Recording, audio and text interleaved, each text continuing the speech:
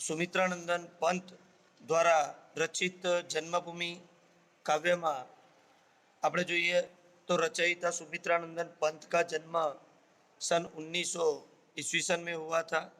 उनका निधन सन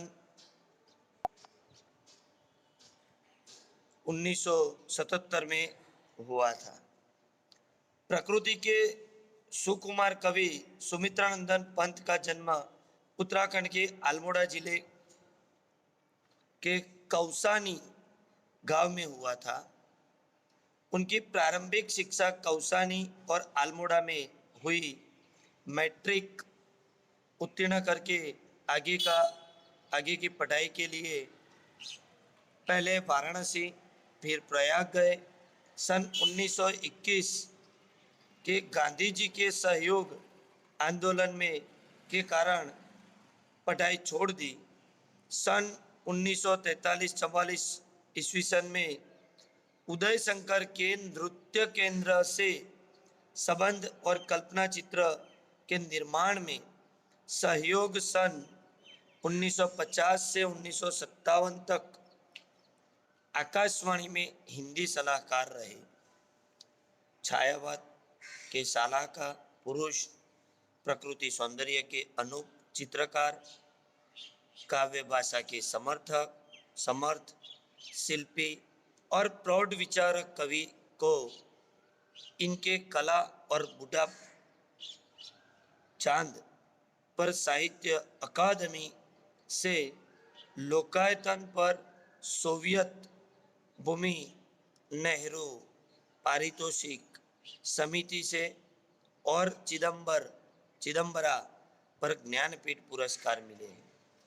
इनकी कविता छायावाद, मार्क्सवाद, अरविंद दर्शन, वैदिक चिंतन के सोपानों से बढ़ती हुई विश्व चेतना तक पहुंचती है। उन्हें पद्म भूषण भी मिला है। वीणा ग्रंथि, पल्लव, गुंजन, युगांत युगवाणी, मधुज्वाल, ग्राम्य, युगपथ, कला और बूढ़ा चांद आदि प्रमुख काव्य लिखे हैं। इनके अलावा नाटक,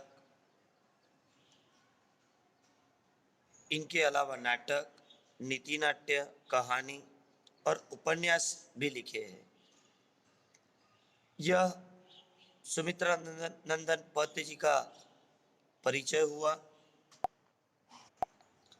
अब सुमित्रानंदन पंत जी ने जन्मभूमि काव्य में जन्मभूमि का महत्व बताते हुए पंत जी ने प्रकृति का गौरव गान किया है। भारत का वैभवशाली इतिहास, प्रकृति, महापुरुषों का वर्णन किया है। हमारे नारी रत्नों को की बात बताते हुए पंत जी ने वसुदैव कुटुंबकम की भावना सरकार की है। अब काव्य का सारांश और काव्य का अर्थ हम समझेंगे। इसका सरल अर्थ होता है, वह हम पढ़ेंगे। जननी जन्मभूमि प्रिय अपनी, जननी जन्मभूमि प्रिय अपनी, जो स्वर्गादपि चिर गरीयसी, जो स्वर्गादपि चिर गरीयसी, जिसका गौरव बाल हिमाचल, स्वर्ग दरा हस्ती चीर श्यामल, ज्योति ग्रंथित गंगा यमुना जल, वह जन जन के हृदय में बसी। यानी जननी, जननी यानी माता, जन्मभूमि कि जहाँ पर जन्म हुआ है वह स्थल जन्मभूमि, और स्वर्गादपि, स्वर्गादपि यानी स्वर्ग से भी एम, चिर यानी बहुत अधिक ज्यादा, और घरीयसी यानी श्रेष्ठ माना जाता है, जो सर्वश्रेष्ठ है वह, और जिसका गौरव बाल, बाल यानी हमारा मस्तक का ऊपर का भाग, मस्तक का, उसे बाल कहा गया है। गौरव, गौरव यानी महत्व, बड़प्पन। बाल हिमाचल, स्वर्ग धरा हस्ती चीर श्यामल। स्वर्ग धरा, धरा यानी पृथ्वी, धरती। हस्ती चीर श्यामल, श्यामल यानी सावले रंग का, कृष्ण के जैसे सावले रंग का, ऐसा माना जाता है। ज्योति ग्रथित गंगा यमुना जल, ज्योति ग्रथित यानी ज्योति से गुंथा हुआ माना जाता है। यमुना जल, यमुना जल यानी कि यमुना नदी का पानी। वह जन जन के हृदय में बसी, जन जन यानी सभी लोगों के हृदय में बसी हुई है। इसका पूरा अर्थ, सरल अर्थ क्या होता है कि कवि हमारी जन्मभूमि भारत का गुणगान करते हुए कहते हैं कि हमारी जन्मभूमि भारत माता स्वर्ग से भी अधिक श्रेष्ठ है। हमारी जन्मभूमि का मस्तक हिमालय है जो देश का गौरव बढ़ा रहा है। हमारे देश की सुनहरी धरती पर सदा प्रफुल्लित, हमारी सुनहरी धरती सदा प्रफुल्लित और पुलकित रहती है। हमारी मातृभूमि गंगा यमुना जैसी पवित्र नदियों से, निर्मल जल से गुंथी हुई है। ये नदियां हमारे देश के प्रत्येक व्यक्ति के हृदय में बसी हुई है। यह काव्य का सरल अर्थ हुआ। दूसरी पंक्ति का हम देखते हैं कि जिसे राम लक्ष्मण औ, औ यानी और, औ का मतलब होता है और, सीता, जिसे राम लक्ष्मण और सीता बना गए पद धूलि पुनीता, जहां कृष्ण ने गाई गीता, बजा अमर प्राणों में वंशी। यानी जिसे राम लक्ष्मण और सीता यानी राम लक्ष्मण और ने और सीता बना गए पद धूलि पुनीता। पुनीता का मतलब होता है पवित्र। पद धूलि, पद धूलि यानी पैरों की धूल, पद धूलि यानी पैरों की धूल, और पुनीता यानी पवित्र। जहां कृष्ण ने गाई गीता, गीता यानी भगवत गीता के अर्थ में लिया गया है। बजा अमर प्राणों में वंशी, अमर यानी जिसका कभी अंत ना हो वह, और वंशी, वंशी यानी मुरली। बराबर। अब देखते हैं इसका सरल अर्थ। जिसे राम लक्ष्मण और सीता बना गए पद धूलि पुनीता, तो जहां कृष्ण ने गाई गीता, बजा अमर प्राणों में वंशी, तो उसका भावार्थ होता है कि कवि कहते हैं कि हमारी मातृभूमि, हमारी मातृभूमि भारत वह भूमि है जो ज्यादा पुरुषोत्तम राम, उनके भ्राता लक्ष्मण और सीता माता के चरणों की धूल से पवित्र है। इस भूमि पर भगवान श्री कृष्ण ने अपनी बंसी की धुन से जन जन में, जन जन के हृदय पर अपनी आमिट छापी छोड़ी है, और उन्होंने भगवद गीता जैसे अमर काव्य की रचना कर लोगों को ज्ञान का उपदेश दिया है। यह कवि हमें बता रहे हैं। अब तीसरी पंक्ति देखते हैं। तो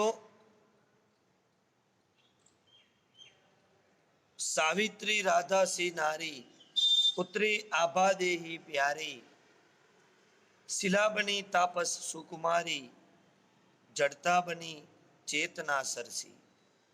यानी सावित्री, सावित्री राधा सी नारी, पुत्री आभा देही,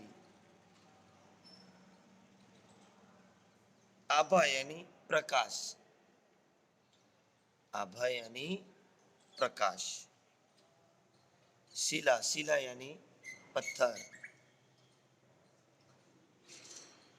बनी तापस कुमारी। तापस यानी तपस्विनी। तापस का मतलब होता है तपस्विनी। सुकुमारी यानी कोमल अंगों वाली, जिसे सुकुमारी कहा जाता है, कोमल अंगों वाली। वाली जड़ता बनी चेतना सरसी। जड़ता, जड़ता यानी जिसके जिसमें प्राण न हो, ऐसे पड़े रहने वाला, प्राण न हो ऐसा, उसे जड़ता कहते हैं। चेतना यानी प्राणयुक्त। चेतना यानी प्राणयुक्त। अब देखते हैं उसका सरल अर्थ। तो कवि कहते हैं कि हमारे देश के सावित्री और राधा जैसी महान नारियां हुई थी, जिनकी आभा से मानव जाति आलोकित है। सुकुमारी नारी तपस्विनी अहल्या सापवश शिला बन गई, और एक जीती जागती नारी चेतन से जड़ अर्थात निष्प्राप हो गई। यह काव्य का सरल अर्थ होता है।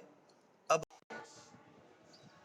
चलो, शांति निकेतन जहाँ तपोवन ध्यानावस्थी हो, ऋषि मुनि गण चीद नभ में करते थे विचरण, जहाँ सत्य की किरणें बरसी।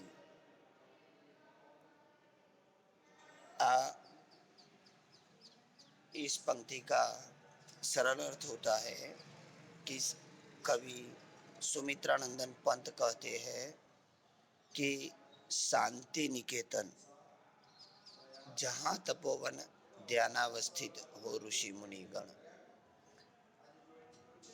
यानी सुमित्रानंदन पंत कहती है कि हमारी जन्मभूमि की महिमा निराली है। यहाँ शांति निकेतन जैसा तपोवन है, जहाँ ज्ञानी ऋषि मुनि ध्यान मग्न होकर ज्ञान रूपी नभ मंडल में विचरण करते हैं। चिद नभ में करते विचरण, जहाँ सत्य की किरणें बरसी है, यानी ऋषि मुनि ध्यान मग्न होकर ज्ञान रूपी नभ मंडल में विचरण करते हैं। हमारा देश सत्य के प्रकाश में अलौकित है, अर्थात यहाँ सत्य का बोलबाला है। इस पंक्ति का सरल अर्थ इस प्रकार है। अब देखते हैं आगे दूसरी पंक्ति और आज की अंतिम पंक्ति। आज युद्ध जर्जर जग जीवन, पुनः करेगा मंत्रोच्चारण, वह वसुदेव बना कुटुंबकम, उसके मुख पर ज्योति नवल सी, जननी जन्मभूमि प्रिय अपनी, जो स्वर्गादपि चीर गरीयसी। यानी कवि कहते हैं कि आज समस्त विश्व के लोगों का जीवन युद्ध की विभीषिका से त्रस्त हो और जर्जर हो चुका है। हमारा देश मानव जाति को युद्ध से छुटकारा दिलाने के लिए आज फिर मंत्रोच्चार कर समूचे विश्व में शांति का प्रचार करेगा। यह पृथ्वी पर रहने वाले सभी लोगों को एक साथ मिलजुल कर रहने वाले एक विश्व परिवार की भावना का प्रचारक बन गया है। उसके मुख पर नई चमक है। कवि कहते हैं कि हमारी प्रिय जन्मभूमि भारत माता स्वर्ग से भी अधिक श्रेष्ठ है। कवि इस प्रकार हमें समझाते हैं। कवि ने हमें ऐसे सरल अर्थों में उनका विचार हमारे ओर रखा है।